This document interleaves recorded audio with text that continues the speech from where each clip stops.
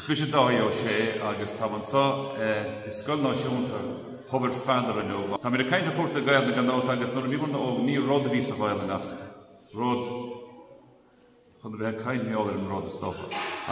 Le cúpla bliain le fé bliain rud an bhór sé seach na Gaeilge agus is bhealaím seach na Gaeilge. Ach ceann rud é ná tá héanam meáil seach na Gaeilge ná go dagad sé go déile ag cuinte éige. Tagan an totalá agus totaláid ag siad ar dintaí dearúdar na héanad.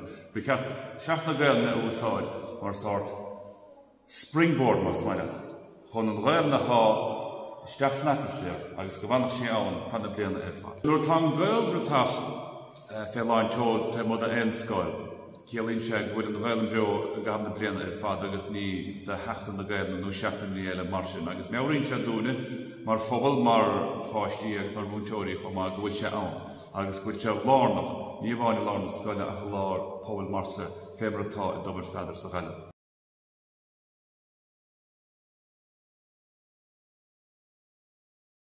Well, stocha tá chuirtar an Gaeilge isteach mar ábhar scoile a gcónaí ach is ábhar gurigás pobl atá thar aon rodile thar ábhar scoile is mó cumarsáide atá agus sné mar bhí sé gcuine a gcónaí agus uaireanta dintaí dearúdar sin agus bíonn daoine ag fiechant ar chósaí gramadaí agus anna dhéana ar rudaí mar sin.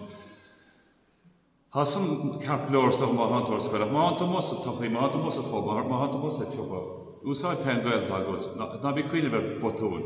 Cuine ar na focail atá gút seach na dearútaí.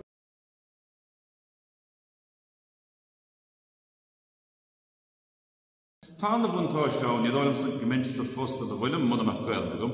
Úsáid Gaeilge chéadláir tar éis seo ar RTA héin. Iad is cinna cúpla bliana héin é sin íana me héin agus tag an daoine chum agus brála a bheith géisteach leis agus rudaí anna himplí ar fad go dtí go chéine agus is 6 rud a thug an daoine le chéile seach daoine scaróm tá tamsa.